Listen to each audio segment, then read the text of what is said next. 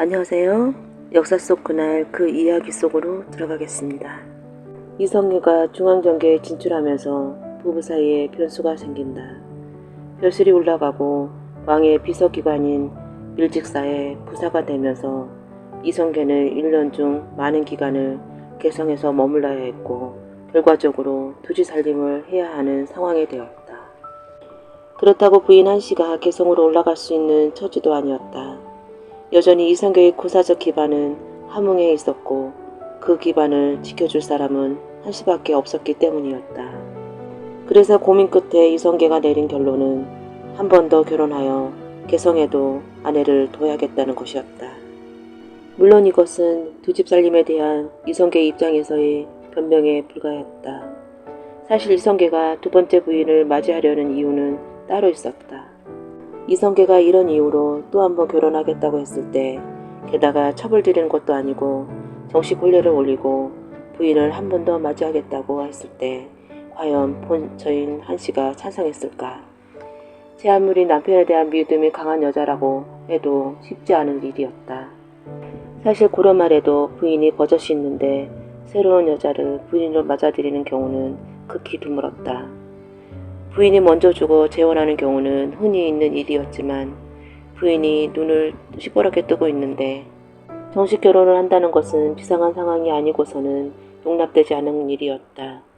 그런데 비상한 상황이라는 것이 고작 개성에 자주 머물러야 한다는 것이었으니 설득력이 없었다. 부인이 중병을 앓고 있는 상황도 아니고 아이를 낳지 못하는 것도 아니고 집안이 역적으로 몰린 것도 아니었다. 더구나 부인 한씨의 집안이 한미한 가문도 아니고 안변에서는 떵떵거리는 집안인데 어느 강큰 남자가 감히 이런 짓을 하겠는가. 그런데 전쟁 영웅 이성계는 그 강큰 짓을 감행했다. 필시 부인 한씨는 만류하거나 강하게 반대했을 것이다. 그런데 도대체 왜 이성계는 이런 일을 감행했을까? 놀랍게도 이성계가 마음을 송두리째 빼앗긴 여인이 있었으니 강시성을 쓰는 10대 소녀였다. 사는 곳은 황해도 곡산이었는데 곡산은 함경도에서 도읍인 개경으로 가는 길목에 있었다. 이성계가 고향에서 개성으로 가다 도중에 인연을 맺은 여인이 곧 강씨소녀였던 것이다. 이성계가 강씨소녀를 언제 만났는지는 분명하게 기록되어 있지 않다. 대략 1370년 초반에 만난 것으로 추주되는데 그때 이성계는 30대 중반이었고 강씨는 16 소녀였다. 당시 16이라면 홍기가 찬 나이였지만 이성계는 강씨보다 21살이나 많았다. 더구나 아내와 8명의 자식까지 둔 유부남이었다. 도대체 무엇이 이런 결혼을 가능하게 했을까? 두 사람의 만남에 대해서 잘 알려진 일화가 하나 있다. 어느 날 이성계가 사냥하다가 목이 말라 우물을 찾았는데 마침 우물가에 있던 소녀가 바가지에 물을 떠주면서 버들잎을 띄워서 건넸다. 그러자 목이 무척 말랐던 이성계는 버들잎 때문에 물을 벌컥거리며 마실 수가 없게 되자 버럭 화를 냈다. 이게 무슨 짓이냐? 그러자 소녀가 웃으면서 대답했다. 급히 냉수를 마시면 탈이 날까봐 버들잎을 띄웠어요. 버들잎을 불어가며 천천히 드세요. 이 말을 듣고 이성계는 소녀의 지혜에 감탄하여 좋아하게 됐다는 것이다. 이 소녀가 곡산 강씨 윤성의 딸이었다. 그런데 강씨 소녀와 이성계의 인연은 정말 우연히 이루어진 것일까? 이성계는 생판 모르는 여인을 우물가에서 만나 사랑에 빠진 것일까? 사실 강씨 집안과 이성계의 집안이 전혀 모르는 사이는 아니었다. 소녀의 삼촌 강윤충은 이성계의 큰아버지 이자응의 사이였다. 강윤충은 3명의 부인을 뒀는데 그 중에 하나가 이자응의 딸이자 이성계의 사촌 누나였다. 또 강윤성의 동생 강윤희의 아들 강우도 이자응의 사이였다. 이성계의 사촌 누나 둘이 모두 강씨 집안에 시집을 간 것이다. 이런 사실로 볼 때 이성계와 강씨 소녀의 만남은 우연히 일어난 일이 아닐지도 모른다. 비록 두 사람의 결혼이 의도된 것이라 할지라도 이성계가 첫눈에 강씨에게 매료된 것은 분명한 것 같다. 그렇다면 도대체 강씨의 어떤 면이 이성계의 마음을 사로잡았을까? 우물가의 일화에서는 강씨의 지레에 매료됐다고 하지만 그것이 전부였을까? 사실 강윤성의 집안 사람들은 인물이 좋았다. 강윤성의 동생 강윤충은 개경에 소문날 정도로 미남이었다. 심지어 충혜왕의 암비 이렌차반도 강윤충의 외모에 반하여 사랑에 빠지기도 했다. 또 강씨의 언니도 개경의 고관대적들과 여러 차례 스캔들을 일으킬 정도로 외모가 출중했다. 이런 사실을 비춰볼 때 아마 강씨도 꽤 미인이었을 것이다. 강씨 소녀는 미모와 지성을 겸비한 아리따운 처녀였고 이성계는 그런 그녀에게 빠진 것이다. 이렇게 이성계를 한순간 사로잡은 여인이 바로 훗날 조선의 첫 왕비가 되는 신덕왕후 강씨였다. 첫눈에 반했다고 해서 혼인이 성사되는 것은 아니었다. 상대방이 호응하고 그 상대방의 집안이 허락해야 성사되는 법이었다. 그런데 놀랍게도 소녀는 이성계를 택했고 소녀의 집안도 이성계와 결혼을 허락했다. 아니, 아주 적극적으로 이성계의 혼사를 원했다고 하는 편이 맞을 것이다. 이성계는 아버지뻘 나이고 부인이 있으며 자식도 8명이나 있는 유부남이었다. 그런 남자에게 젊고 예쁘고 머리까지 좋은 처녀가 시집을 간다는 것은 상식적으로 이해할 수 없는 부분이다. 그렇다면 어떤 사연이 있었을까? 지금까지 역사가들은 강씨 집안을 개경에서 제법 내로라는 가문이라고 해석해왔다. 하지만 그런 가문에서 이런 결혼을 허락할 리가 없었다. 본인이 아무리 원했어도 집안의 반대에 부딪혀 실현될 수 없었을 것이다. 당시 소녀의 집안을 들여다보면 할아버지 강서라는 인물이 있다. 강서는 온나라의 지배기 때 충행왕에게 아첨하여 벼슬을 얻었다. 충행왕은 조선의 여상공보다 더 패륜을 일삼는 왕이었다. 강서는 그 패륜 행각을 동조하여 충행왕의 호감을 산 덕분에 잠시 영화를 누렸으나 충수광이 복위하면서 순국옥에 갇혔다는 기록이 나온다. 강서에 관한 기록은 이것이 전부다. 고려사에 더 많은 기록을 남긴 것은 강서의 아들들이다. 강서에겐 6 아들이 있었는데 윤기를 시작해서 윤성, 윤충, 윤희, 윤휘, 윤부 순이었다. 이들 중 둘째 윤성이 소녀의 아버지고 사사에 가장 많이 등장한 인물은 셋째 윤충이었다. 이들이 부귀영화를 누린 시절은 충혜왕, 충목왕, 충정왕 3대였다. 특히 충혜왕이 죽은 후 강윤충은 대비였던 온나라 공주 일란채반과 부부 사이처럼 지냈기 때문에 대단한 권력과 부를 누렸다. 하지만 그들의 부귀영화도 공민왕이 즉위하면서 막을 내렸다. 공민왕은 온나라의 세력을 몰아내면서 친원파였던 강윤성과 강윤충도 역도로 지목하여 몰락시켰다. 강윤성뿐만 아니라 그의 자녀들도 모두 친원 세력으로 몰려 역적이 되었다. 강윤성에게는 동룡, 숭룡, 유곤, 개곤 등의 아들 4과 딸 2이 있었는데 막내딸이 강씨 소녀였다. 아들 중 동룡은 재상급 벼슬을 지냈고 둘째 숭룡은 온나라 숙문갑 소갑 벼슬에 있었다. 또 큰딸은 신귀에게 시집갔는데 신귀는 왕의 권력을 능가하던 신혜의 동생이었다. 그런 집안이 고민왕의 배원 정책이 실시된 이유로 일순간 몰락한 것이다. 강윤성과 강윤충, 신귀는 모두 역적죄로 사형당했고 강씨의 오빠 중에는 강숙룡만 가까스로 살아남았다. 이에 강씨의 집안은 개성에 살지 못하고 고향 곡산으로 쫓겨가야 했다. 강윤성의 집안이 몰락한 것은 강씨 소녀가 태어난 직후였다. 따라서 그녀가 이성계를 만난 10대엔 아버지와 삼촌, 오빠, 형부가 모두 역적으로 몰려 죽고 집안이 풍비바산 나서 가난하게 살던 때였다. 역적 집안이라 손을 내미는 사람도 없었을 것이고 가사는 기울어 괜찮은 집안에 시집갈 여지도 없을 더라 잘나가던 전쟁 영웅 이성계를 선택했을 수 있다. 이성계는 몰락한 그녀의 집안을 일으켜 세울 유일한 희망이었고 가난에서 벗어나게 해줄 든든한 동아줄이었을 것이다. 강씨 소녀와 그 집안 사람들의 이런 판단은 적중했다. 그녀와 결혼한 후 이성계는 전장을 누비며 승전에 승전을 거듭했고 덕분에 고려의 부장 중에 가장 영향력 있는 인물로 성장했다. 또한 유아도 해군에 성공하여 재상의 자리도 올랐다. 그리고 급기야 고려 왕조를 무너뜨리고 조선 왕조를 개창했다. 그런 이성계의 성공에 힘입어 강씨 집안도 되살아났다. 오빠 강숙룡은 개국에 동참하여 특진 보국 숙룡 대부에 올랐고 사촌 오빠 강우는 원정 공신에 책봉되었다. 역적으로 몰려 완전히 몰락했던 집안이 이성계를 선택한 그녀의 덕에 되살아난 것이다. 어디 그뿐이랴.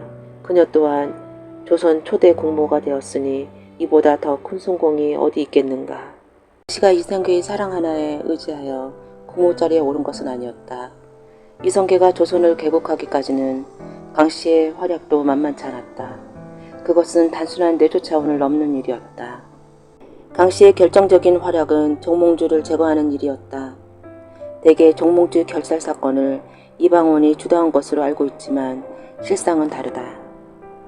1392년 3월에 이성계가 해주에서 세자와 사냥을 나갔다가 낙마하여 중상을 입자 정몽주는 공양왕과 합세하여 이성계의 핵심 세력인 조준을 유배를 보내고 나주에 유배되었던 정도전은 감옥에 가두었으며 남은과 윤소중, 남재, 조박 등의 자녀 세력도 모두 벼슬을 떼고 유배를 보내버렸다.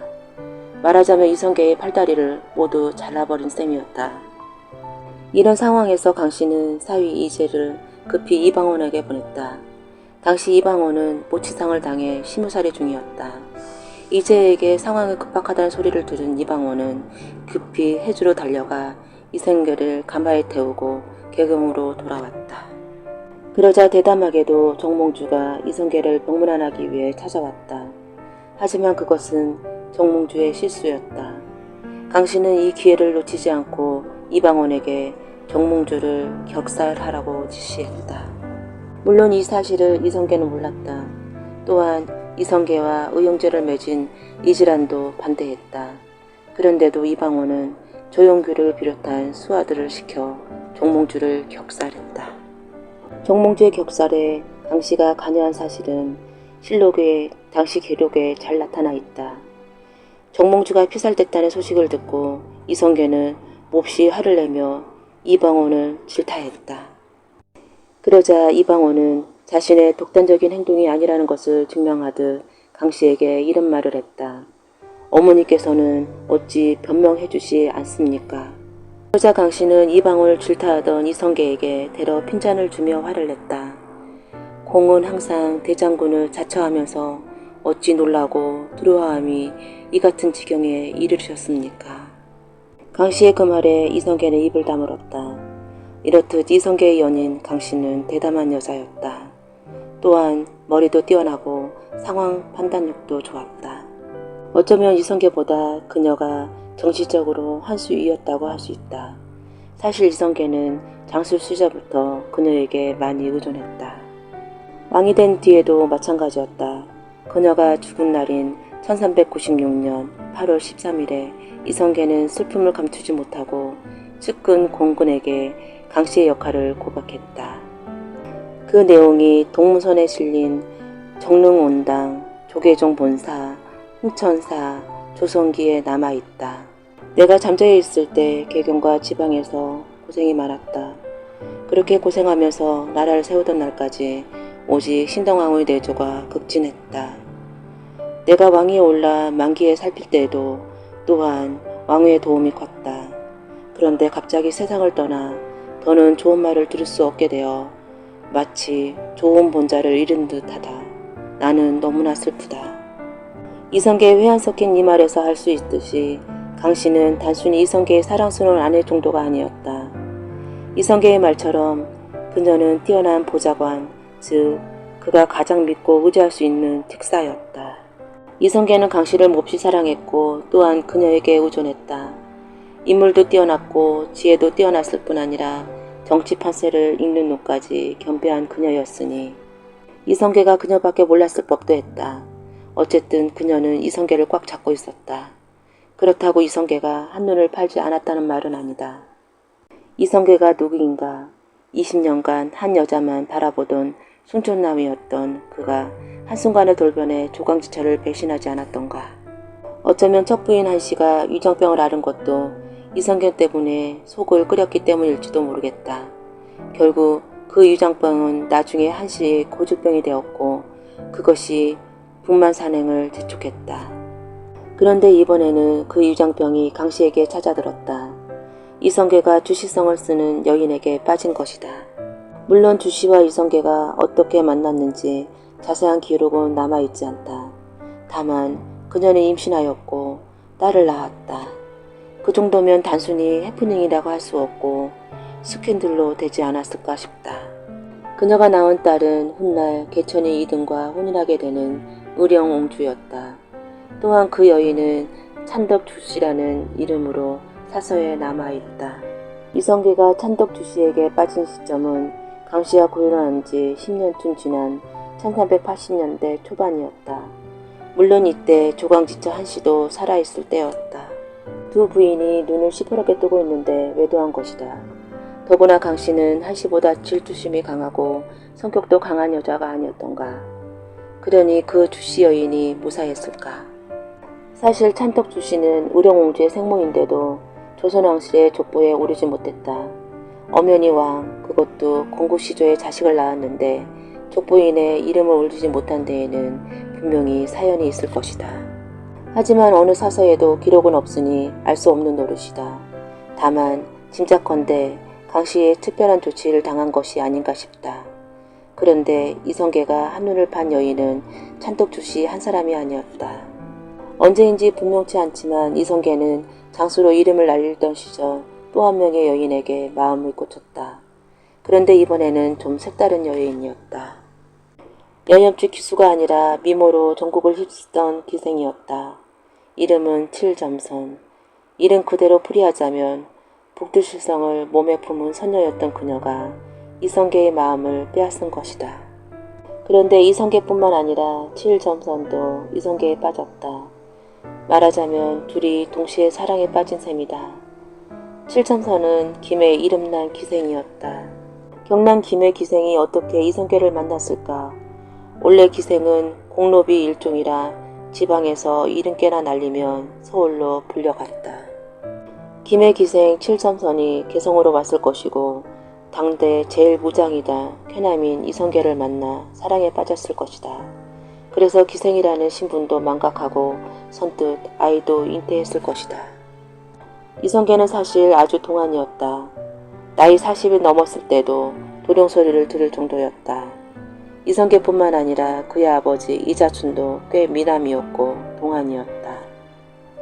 이성계가 동안인 것은 집안 내력인 셈인데 거기다 건장한 체구에 무술로 단련된 탄탄한 몸까지 가졌으니 칠점선이 바람만도 하다. 어쨌든 칠점선은 이성계의 딸을 낳았고 그 덕분에 훗날 후궁의 반열에 올라 화의옹주로 불리게 되었다. 이성계는 평생 6 여인을 아내로 두었는데 이는 당시 성공한 남자치고는 소박한 축에 든다. 더구나 왕이 되었음에도 후궁을 적게 두었다. 앞에 소개한 찬덕주씨와 칠삼선 외에는 둘을 더 주었을 뿐이다.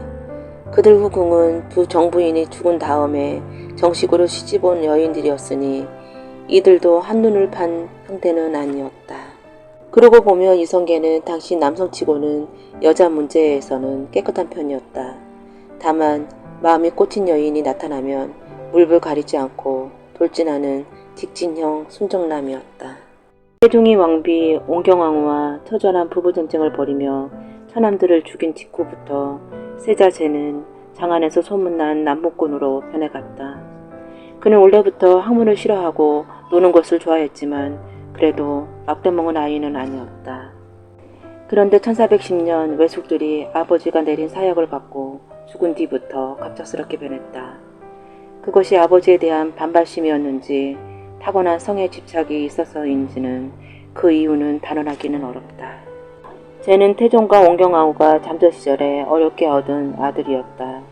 그들 부부는 첫 아이로 딸을 낳고 둘째부터 넷째까지 아들 셋을 낳았으나 세 아들 모두 일찍 죽었다. 그래서 아들 얻기를 학수고대한 차에 마침내 1394년에 제가 태어났다. 태종은 왕이 된 뒤 제를 온자에 책봉한 데 이어 넉 달 뒤에 바로 세자에 봉했다. 이후 이제는 1407년에 14살의 나이로 광산 김씨 김학로의 딸과 혼인했다. 이제의 장인 김학로는 고려 우왕 시절 태종과 과거 동기였다. 당시 태종은 과거에서 10등했는데 장원한 인물이 바로 김학로였다. 과거 동기였던 두 사람은 이후에도 돈독한 친구로 지냈고 결국 태종이 왕이 된 후에는 사돈을 맺었다. 세자제는 세자분 김씨를 썩 좋아하지 않았지만 특별히 싫어하지도 않았다. 그런데 17살이 되던 1410년 한 여자에게 마음을 빼앗겼다. 그 여인은 봉지련이라는 기생이었다. 이제가 봉지련을 처음 본 것은 명나라 사신을 환영하는 연회장에서였다. 첫눈에 봉지련에게 빠져버린 이제는 연회가 끝난 뒤 다짜고짜 시종들을 데리고 봉지련을 찾아가 동침하였다. 이후로 그녀를 노골적으로 동궁으로 불러들여 정을 통하곤 하였다. 뒤늦게 이 소식을 들은 태종은 노발대발하며 세자를 봉지련의 집으로 안내한 시종 2명에게 곤장을 치고 봉지련을 옥에 가두어 버렸다. 그러자 세자는 단식하며 봉지련을 풀어주지 않으면 굶어 죽겠다고 버텼다. 결국 태종은 세자가 상사병을 얻어 큰 탈이라도 날까봐 두려워 봉지련을 풀어주고 비단까지 하사했다. 하지만 세자가 봉지련을 동궁까지 불러들이는 것은 하지 못하게 되었다. 이에 세자는 골 밖으로 나가 봉지련을 만났다. 시자들이 태종을 무서워하며 골 밖으로 나가려 하지 않자 세자는 골 밖에서 사람을 구해 봉지련을 만나러 다녔다. 그리고 그들을 통해 다른 기생들까지 동궁으로 불러들여 풍악을 울리며 놀곤 했다. 이 사실을 알게 된 태종은 환관들을 다그쳐 세자와 함께 어울리는 자들을 색출해 오게 했다. 그리고 그들에게 모두 장형을 내리고 관직에서 내쫓아버렸다. 또 세자전에 환관들을 매질하고 유배형을 내리기까지 하였다. 세자전의 종들은 모두 잡혀가 감옥에 갇히자 세자는 식음을 전폐하고 다시 투쟁을 시작했다. 세자의 단식이 지속되자 태종은 또 별 수 없이 환관과 종들을 풀어주고 세자의 마음을 달랬다. 그 뒤로 세자는 한층 대담해졌다. 걸핏하면 동궁으로 기생들을 끌어들여 동침하였고 악공은 물론 한량도가 어울리며 주석잡게 일삼았다. 심지어 큰아버지 종종과 동침했던 기생 초궁장과 사통하여 동궁에서 함께 지내기도 했다. 이제가 초궁장을 처음 만난 것은 태종 14년 10월 26일이었다. 이날 청평군 200강의 집에서 연회가 있었는데 그 자리에 초궁장이 참석했다.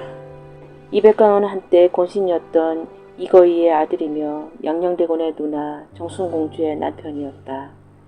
그러니 이제에게는 매형이었다. 당시 상황을 실록은 다음과 같이 기록하고 있다. 여러 대군이 부마 청평군 200강의 집에서 연회하였다. 200강이 아비의 상이 끝냈으므로 여러 대군이 연회를 마련하여 위로한 것이었다. 임금이 명하여 세자 또한 갔는데 밤이 깊도록 세자가 기생 초궁장을 끼고 공주의 대청으로 들어가서 즐기고 술을 마셨다. 초궁장은 원래 황주 기생이었는데 인물이 출중하여 서울로 불려왔고 이후 종종의 눈에 들어 사통하는 관계가 되었다. 하지만 초궁장은 종종의 후궁으로 살지 않았다.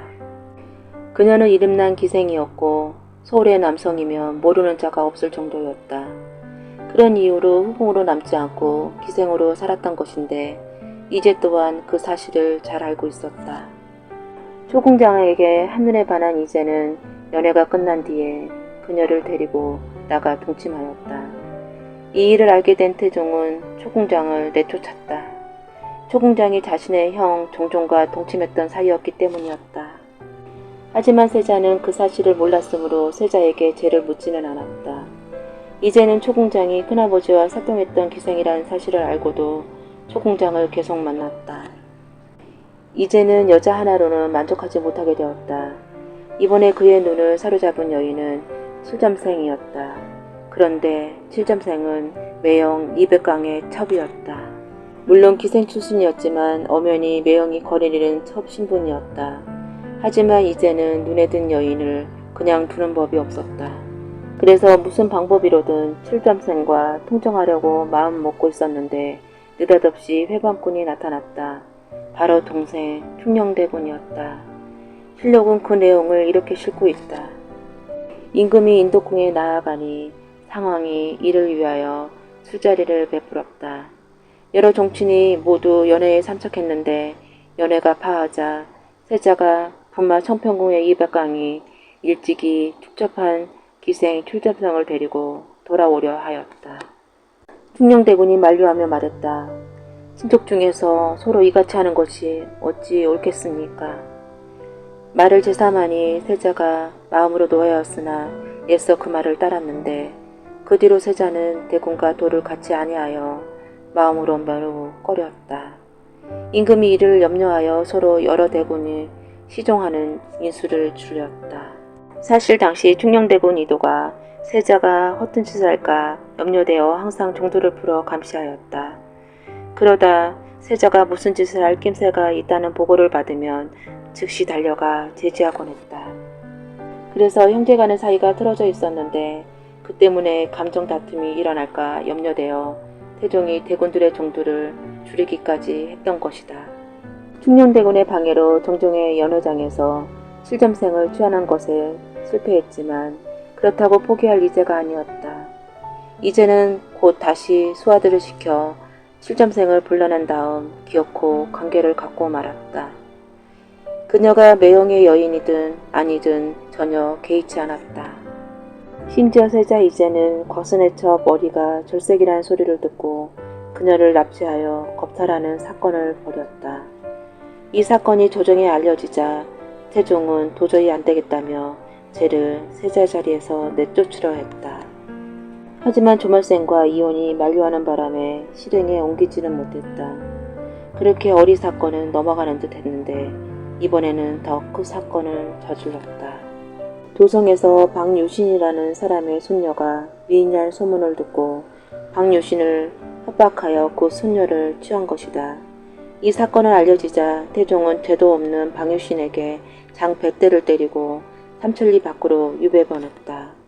그리고 박유신의 손녀가 미인이라고 소개한 이규수를 사형에 처했다.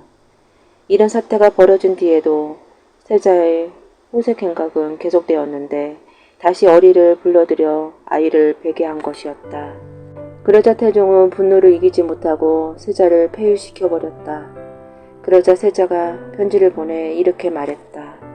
전하의 시녀는 다 공중에 드렸는데 그것이 모두 신중하게 생각하여 드린 것입니까? 지금까지 신의 여러 첩을 다 쫓아내 곡성이 사방에 이르고 온망이 나라 안에 가득 찼습니다. 이 어찌 전하의 잘못이 아니겠습니까? 신은 앞으로도 음악과 여색에 쏠리는 마음을 참을 생각이 없습니다. 그저 마음 내키는 대로 하다가 이렇게 살겠습니다.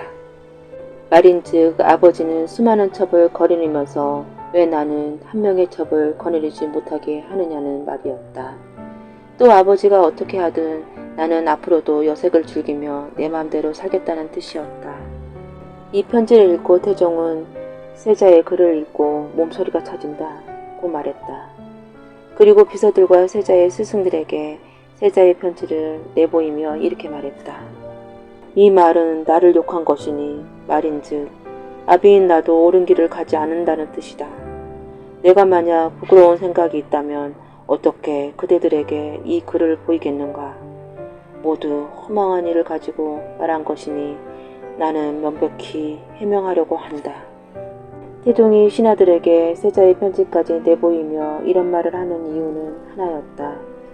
세자를 폐위하겠다는 것이었다. 아무리 왕이라고 해도 쉽게 세자를 폐위할 수 없는 일이었다.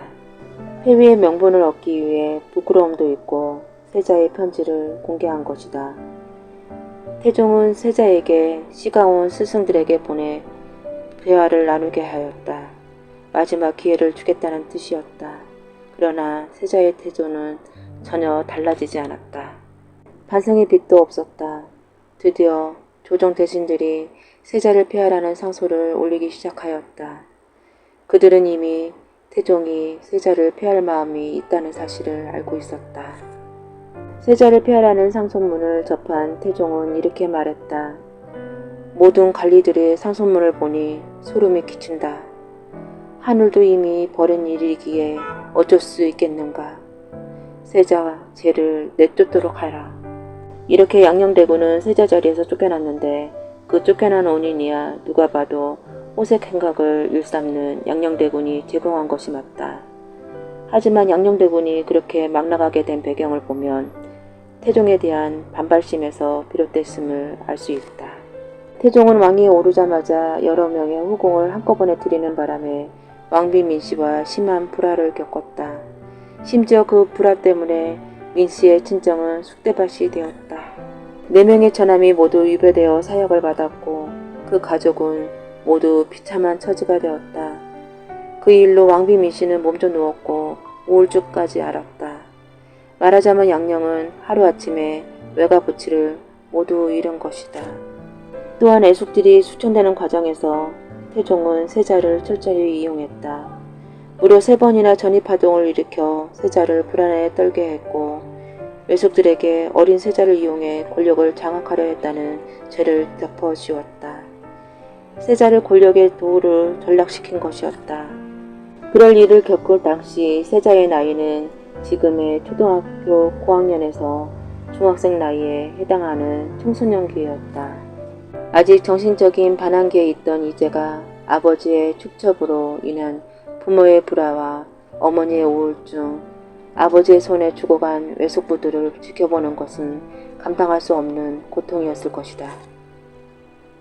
양녕대군은 이 고통의 원인을 제공한 부왕 태종에 대해 호색 행각과 제한 교육을 거부하는 행태로 소심한 복수를 감행했고 아비 태우종은 그 마음을 알아주기는커녕 계속 화를 내고 벌만 주다가 기어코 세자 자리에서 쫓아낸 것이었다.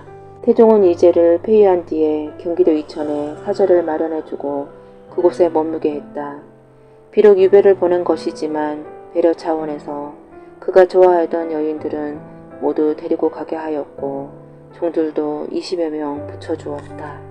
하지만 다른 여인과는 사통을 금지했다. 호색 행각을 멈추게 하려는 조치였다. 그리고 셋째 아들 충녕대군 이도를 세자로 삼고 이어 왕위를 넘겨줬다. 세종이 왕위에 오르고 2년 뒤에 모후 온경왕후 민씨가 죽었고 다시 2년 뒤인 1422년에 태종이 죽었다. 이후에도 이제의 애정행각은 계속되었다. 사통 금지령을 내렸음에도 여러 여인과 사통하였고 누차에 걸쳐 탄핵당했지만 행동을 멈추지 않았다. 양녕대군의 자충우돌 예정전선은 그렇게 그가 늙은이가 될 때까지 이어졌다. 흔히 세종을 조선 최고의 성군이라 한다. 그래서 그의 삶은 찬사일색이다. 물론 그가 남긴 업적에 대한 말의 성찬이다. 그러다 보니 그도 한 남자로서 여인에게 매료되는 남자란 사실을 망각하기 십상이다. 사실 조선 왕 중에 세종, 이도만큼 못 말리는 사랑꾼도 없었는데 말이다. 그가 어떤 사랑꾼이었는지 그의 여성 평력을 알아보자.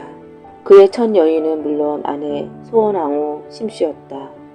그런데 세종이 그녀를 아내로 맞이했을 땐 연정이 무엇인지 남녀의 운우지략이 무엇인지 모를 시기였다. 그가 장가가던 1408년 이도는 불과 12살 꼬마였다. 아내 심씨는 14살이었다. 여자 나이 14이면 연정이 무엇인지 어렴풋이 알만한 때였다. 사실 조선시대의 여자에게 14이란 나이는 매우 중요했다. 동양의학에서 사람의 생체시계에 논할 때 남자와 여자를 다르게 계산한다. 남자는 8년을 한 단위로 계산하고 여자는 7년을 한 단위로 계산한다. 이를테면 남자는 8살이면 인왕의 이치를 알게 되는데 이때부터 사물에 대한 이해력이 생긴다고 하여 대개 서당에 입학한다. 그래서 지금도 한국 나이로 8살에 초등학교에 들어간다. 조선시대의 왕세자의 송근간 입학례와 왕세자의 책봉식을 모두 8살에 한 것도 바로 이런 연유여서였다. 이에 비해 여자는 7살에 성에 눈뜨고 14살에 잉태할 능력을 갖추게 된다. 그래서 남녀 7세 부동석이란 말도 나왔다. 그래서 여자 나이 14살에는 결혼을 생각하는 나이였고 연정을 하는 나이였단 말이 된다. 어쨌든 소원왕후는 결혼 당시 이미 연정을 알만한 나이였지만 세종 리도는 그런 것은 아직 안중에도 없는 시기였다. 결혼 당시 태종 제위 8년이었으니 이도는 왕자 신분이었다. 당시 사람들이 다 그랬듯 왕자들이 결혼할 땐 중매를 통했다. 왕자의 아내, 즉 군부인을 뽑을 땐 신부보다도 가문이 중요했다. 그래서 신부를 뽑는 것이 아니라 가문을 선택하는 구조였다. 이도의 아내 심씨도 그렇게 뽑혔다. 그는 혼인 당시 12살 철부지에 불과했다. 부모가 결혼하라고 하니 했을 뿐 여인에 대한 연조조차 품고 있지 않을 때였다. 결혼 후 그는 아내 군부인 심씨와 별탈 없이 잘 지냈다. 다른 여자에게 한눈을 팔지도 않았다. 그리고 결혼 4년 만인 16살에 첫 딸 정소공주를 얻었다. 15살에 하폰내를 하고 바로 아이가 생겼다. 이른바 허니문 베이비였다. 세종의 첫 딸 정소공주도 오래 살지 못했다. 13살의 나이로 천연두를 이기지 못하고 사망했다. 하지만 세종과 아내 심씨는 정소공주를 포함하여 팔남이녀의 자녀를 얻었다. 그들 중 세종이 왕위에 오르기 전에 심씨가 잉태한 자녀가 정소, 향, 유, 용, 삼남일녀였다. 그들 사남매를 얻었던 10년 동안 세종은 다른 여인에게 눈길을 돌리지 않았다. 일편단심 아내뿐이었다. 세종은 1418년 8월에 태종으로부터 왕위를 계승했다. 하지만 즉위 후에도 부왕 태종의 그늘에 있었다. 태종은 상황으로 물러났으나 군권을 내주지 않았고 세종은 반쪽짜리 왕으로 지내야 했다. 그러던 차에 세종 부부에게 엄청난 충격을 주는 사건이 일어났다. 부왕 태종이 장인이자 영의정인 시몬과 그의 동생 심정을 죽이고 심씨 일가를 몰락시킨 것이었다. 심지어 장모 안씨는 노비 신세로 전락했다. 시몬이 여쪽으로 몰려 죽은 것은 강산인의 옥에서 비롯되었다. 아버지와 숙부가 옆쪽으로 몰리고 친정 어머니를 비롯한 형제들이 모두 노비가 될 것이라는 소식을 들은 소원왕후 심씨는 곡기를 끊고 들어누웠다. 그런 상황에서 조정 대신들이 왕비를 폐위하라고 연일 상소를 올렸다. 아버지가 역적으로 죽고 그 가수들이 모두 노비가 된 마당에 딸이 왕비의 자리에 있다는 것을 있을 수 없는 일이라는 얘기였다. 하지만 세종은 이에 동조하지 않았다. 무언의 항변으로 부왕에게 맞섰다. 그저 죽을 결심으로 누운 아내 곁에 앉아 있을 뿐이었다. 그래서 태종도 마음을 바꾸고 소원왕후를 찾아와 말했다. 왕비를 폐하는 일은 없을 것이니 염려 말고 일어나 밥을 먹도록 하라. 그 무렵에 충신들이 태종을 찾아와 왕비 심씨 폐위를 거론했다. 그러자 태종이 이렇게 말했다. 성빈의 딸도 시집을 가면 친정가족에 연좌되지 않는 법인데 하물며 심씨는 이미 왕비가 되었으니 어찌 감히 폐출하겠는가. 경들의 말이 옳지 못한 것 같다. 아들 세종의 심정을 헤아린 태종의 조치였다. 그러면서 세종을 안심시키며 이렇게 말했다. 중전이 죄인의 딸인 까닭으로 바깥 사람들이 폐출하자 하겠지만 이것이 어찌 법관들이 요청한 일이겠느냐. 이 무렵 자의정 박은이 병조에 나아가서 당상관들에게 이렇게 주장했다. 그의 아버지가 죄가 있으니 그의 딸이 마땅히 왕비로 있을 수 없다. 태종이 이 말을 듣고 유정현, 허조, 허지와 의정부 당상관을 모두 불러놓고 말했다. 서경의 형벌은 아들에게도 미치지 않는다 하였으니 하물며 딸에게 미치겠는가. 그 전에 민씨의 일도 또한 불충이 되었으나 그 당시에는 왕비를 폐하고 새로 왕비를 맞아 세우자고 운운한 사람이 하나도 없었는데 지금은 어찌 이 지경에 이르렀느냐. 내가 전일에 가래색을 세우라고 명한 것은 빈과 인첩을 뽑으라고 한 것뿐이었다. 이렇게 해서 왕비를 새로 맞이하려던 가래색은 빈과 후궁을 맞이하는 것으로 변경되었다. 소원왕후는 가까스로 폐출의 위기를 넘겼다. 이는 세종이 끝까지 심씨의 배출을 받아들이지 않는 결과였다. 세종은 왕위에 오른 뒤에도 왕비 이외에는 다른 여인에게 눈길을 주지 않았다. 상황 태종의 눈을 의식한 행동이었다. 그만큼 부왕을 두려워했던 것인데 막상 태종이 죽고 3년상이 끝난 1424년부터 달라졌다. 그 시작은 홍시성을 가진 궁녀에게 빠진 뒤부터였다. 세종이 처음으로 여인에게 반하여 사랑에 빠진 셈이었는데 그녀에 대한 애정은 매우 깊었던 모양이었다. 소영홍 씨는 세종의 승은을 입었지만 자식을 낳지 못했다. 그래도 세종은 이후로도 10여 년 동안 소영홍 씨에 대한 애정을 이어갔다. 소영홍 씨 말고도 세종은 11명의 여인을 더 취했으니 후궁수도 아주 많은 편이었다. 그 여인들을 하나씩 살펴보면서 세종의 여인 편력을 알아보자. 우선 좀 특별한 경우부터 언급해본다. 세종의 후궁들의 명칭을 살피다 보면 다른 왕들에게서는 보지 못한 특별한 호칭들을 발견할 수 있다. 상침, 홍씨, 사기, 차씨, 상식, 황씨, 전참, 박씨가 바로 그들이다. 이들은 후궁의 칭호를 얻지 못하고 내명부 상궁벼슬을 그대로 유지하고 있다. 심지어 상심, 송씨나 사기, 차씨는 옹주를 낳았는데도 후궁 접지를 받지 못하고 특별상궁으로 남아야 했다. 왜 그랬을까? 나인이 아닌 상궁이 승은이 입은 경우엔 후궁 접지를 내리지 않는 규정이 있었다. 궁녀는 대개 궁궐에 들어온 지 15년이 지나야 정식 나인이 되고 30년이 지나야 상궁이 될 수 있었다. 따라서 상궁은 적어도 나이가 30대 중반 이상이었다. 그 때문에 상궁은 시집을 가지 않았으나 처녀로 취급하지 않았고 그래서 상궁은 승은을 입어도 후궁 접지를 받지 못했다. 그런데 재미있는 사실은 이 규정을 만든 장본인이 세종이라는 것이다. 말하자면 자신이 그런 규정을 만들었으니 왕의 자손을 낳았다 해도 어쩔 수 없이 상궁의 신분을 유지할 수밖에 없을 것이었다. 이를 놓고 보면 세종은 상당한 원칙주의자였다. 그렇다면 세종이 취한 상궁들은 어떤 일을 하는 사람들이었을까? 우선 상침 송씨는 세종의 잠자리를 살피는 상궁이었다. 대개 왕들은 자기 주변의 상궁들을 잘 취하지 않는다. 상궁은 이미 나이가 많고 나름대로 그 분야의 전문가였다. 그런 전문가를 한 명 길러내는데 30년 이상 걸리기 때문에 궁궐에선 귀한 존재이기도 했다. 조선의 왕들은 대개 그런 상궁들과 동침하는 법이 거의 없었다. 그런데 유독 세종은 상궁들을 많이 취했다. 이는 조선 왕 중에서도 아주 특이한 상황에 해당된다.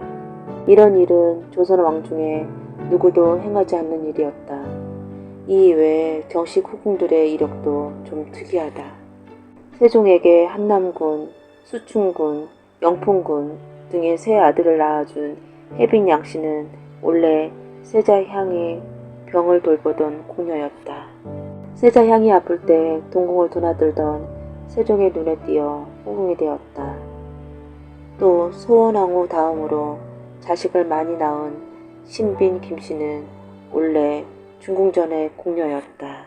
13살의 나이에 궁인으로 들어와 이제 막 정식 나인이 되어 중궁전에 배치되었는데 중궁전이 오가던 세종의 눈에 든 것이었다. 태종처럼 세종도 아내의 궁녀에게 눈독을 들인 꼴이다. 사실 이런 일은 왕비가 제일 싫어하는 일 중에 하나였다. 왕비 전의 궁녀는 왕비의 수종 노릇을 하므로 왕비도 매우 아끼는 존재였다. 이들 중 정식으로 간택을 거쳐 예식을 치르고 후궁이 된 사람은 귀인 박씨, 귀인 채씨 두 사람이다. 이 두 사람이 후궁의 채봉에 된 것은 1424년 10월 26일이었다. 하지만 이들은 자식을 낳지 못했다. 간택이 되어 정식 후궁이 되었지만 세종의 사랑을 받지 못한 듯하다. 후궁이 되었을 때 그들을 공주로 불렀는데 귀인 박씨는 장이공주, 귀인 채씨는 명의공주라 하였다. 이렇게 세종의 여인을 살펴보면 세종은 말릴 수 없는 사랑꾼이었던 것 같다. 어쩌면 세종이 마흔 이후로 몸이 곧도로 사약해진데도 이런 성향이 영향을 미칠 게 아닌가 싶다. 타고난 사랑꾼인 세종에게 특별한 점이 하나 있었는데 어쩌면 세종의 뛰어난 인품에서 비롯되었는지 모를 일이었지만 그는 자신이 취한 여인을 버리는 일이 없었다. 역적이 딸이 된 아내도 자신에게 청탁을 하다가 혼쭐이 난 궁녀의 출신 후궁도 나이 먹고 이미 중년이 된 상궁의 출신도 절대 버리지 않았다. 또한 그는 여인들이 서로 시기하며 싸우는 일도 만들지 않았다. 요즘 말로 어정관리를 꽤 잘했던 모양이다. 여하튼 그는 여러모로 활발미인이었던 것은 분명하다.